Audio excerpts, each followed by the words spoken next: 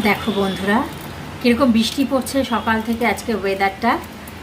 হ্যাঁ, আজকে এই বৃষ্টির দিনে আমি বানাবো খিচুড়ি। খিচুড়ি বানানোর জন্য আমি নিয়ে নিয়েছি এখানে সিদ্ধ চাল, দেখতেই পাচ্ছ। এখানে আছে তোমার 500 গ্রাম সিদ্ধ চাল।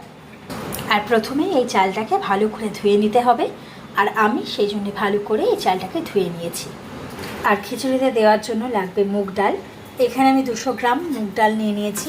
আর মুগ ডালটা আমি বসিয়ে দিয়েছি, এখানে ভাজা হচ্ছে। প্রথমে মুগ ডালটা ভাজা করে নিতে হবে ভালো করে, সেই জন্য ভেজে নিচ্ছি। আর এই ভেজে নেওয়া মুগ ডালটাই দেবো খিচুড়ির ভিতরে।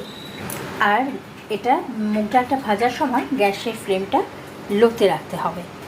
আর এর মধ্যে দিয়ে দিয়েছি 2টো তেজপাতা।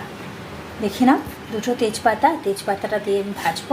এই তেজপাতাটা দিয়ে ভালো করে মুগ ডালটা ভেজে নেব। আর ভেজে নেওয়ার নাড়তে নাড়তে দেখবে একটা ব্রাউন কালার, ডালটার একটা ব্রাউন কালার চলে এসেছে। আর কালারটা আসার পরেই দেখবে একটা সুন্দর গন্ধও বেরোবে। সাথে সাথে খিচুড়িতে দেওয়ার জন্য মুগ ডালটা ভেজে নিচ্ছি। আর এদিকে আমি নিয়ে নিয়েছি 200 গ্রাম মসুরের ডাল। এটাকে ভালো করে ধুয়ে নেব। 500 গ্রাম চালের জন্য আমি এখানে হাঁড়ি বসিয়ে দিয়েছি। হাঁড়িতে নিয়ে নিয়েছি 1 লিটার জল। জলটা একটু গরম হলেই আমি দিয়ে দেবো এতে চালটা। জলটা গরম হয়ে গেছে, আমি চালটা দিয়ে দিয়েছি এর মধ্যে। আর এই ডালটা, মুগ ডাল আর মসুর ডাল একসঙ্গে ভালো করে মিশিয়ে নিয়ে এটা ভালো করে ধুয়ে নেব। চালটা দিয়ে দিয়েছি আগে। আর মুগ আর মসুর ডালটা একসঙ্গে ভালো করে আমি ধুয়ে নিয়েছি। মুগ মসুর ডালটাও দিয়ে দিয়েছি হাঁড়ির ভিতরে। এবার আমি হাঁড়িটার ঢাকনা বন্ধ করে দেবো। ও হ্যাঁ, মুগ মসুর ডাল দিয়েছি, সাথে নুন দিয়ে দিয়েছি, পরিমাণ মতো নুন দিয়েছি। এবার হাঁড়ির ঢাকনাটা আমি বন্ধ করে দেবো।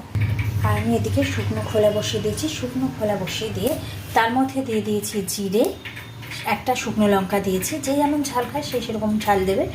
আর দিয়ে দিয়েছি 5 ফোড়ন। আর এদিকে দিয়ে দিয়েছি ধনে।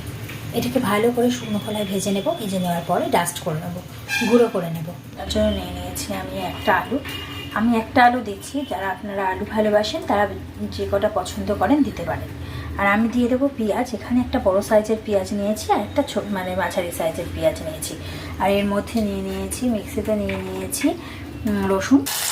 আলুগুলো ভালো করে হলুদ মাখিয়ে আমি ভালো করে আলুগুলো ভেজে আমি এতে দেওয়ার জন্য নিয়ে নিয়েছি 1 টুকরো আদা। আর আমি এখানে দিয়ে দিয়েছি 3টে কাঁচা লঙ্কা।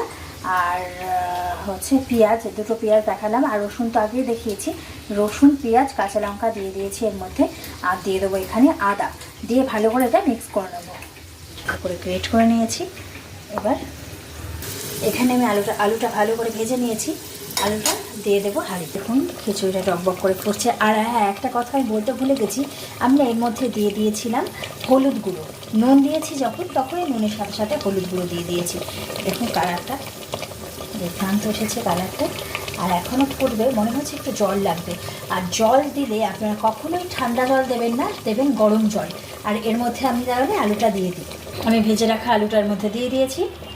কড়াতে তেল দিয়ে তার মধ্যে দিয়ে দিয়েছি 2টো তেজপাতা আর জিরে ফোড়ন দিয়েছি। এর মধ্যে ওই আদা, রসুন আর পেঁয়াজের পেস্টটা দিয়ে দেব। আর খিচুড়িতে যারা গুঁড়ো গরম মশলা খেতে পারেন না বা খেতে চান না, তারা আস্ত এরকম গরম মশলা দিয়ে দেবেন খিচুড়ির মধ্যে। এখানে আছে দারচিনি, লবঙ্গ আর এলাচ। আর এখানে আমি দিয়ে দিয়েছি আদা, রসুন, পেঁয়াজ আর কাঁচা লঙ্কা পেস্ট। আর এর মধ্যে দিয়ে দেবো আমি জিরের গুঁড়ো আর হলুদ আর নুন, সামান্য নুন। ওখানে খিচুড়ির মধ্যেই নুন দেওয়া আছে, এখানে অল্প সামান্য দেব। দেখুন বন্ধুরা, আর আমার এখানে পেঁয়াজ, আদা, রসুন আর কাঁচা লঙ্কাটা ভাজা হয়ে গেছে।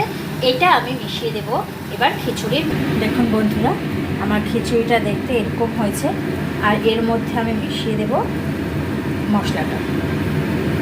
আর মশলাটা মেশানোর পরে খিচুড়িটা দেখতে এরকম হয়েছে। এতে আমি মশলাটা দেওয়ার পর দিয়ে দিয়েছি পরিমাণ মতন মিষ্টি দেওয়ার পরে এটা আমি ঢাকা দিয়ে রেখে দেবো কিছুক্ষণ। এটা এখন হয়নি ফুট দিয়ে দেবো আমি ভাজা মশলা, ভেজে রেখেছি যে মশলাটা, সেই মশলাটা আমি দিয়ে দিলাম। মশলাটা দিয়ে একটু মিশিয়ে নেব। দেখুন মশলাটা একটু মিশিয়ে নিচ্ছি যেন চারিদিকে মানে চারিদিকে যেন লাগে, ওপর নিচ পুরোটা যেন ঠিক থাকে। আর এর মধ্যে লাস্টে আমি দিয়ে দেবো ঘি।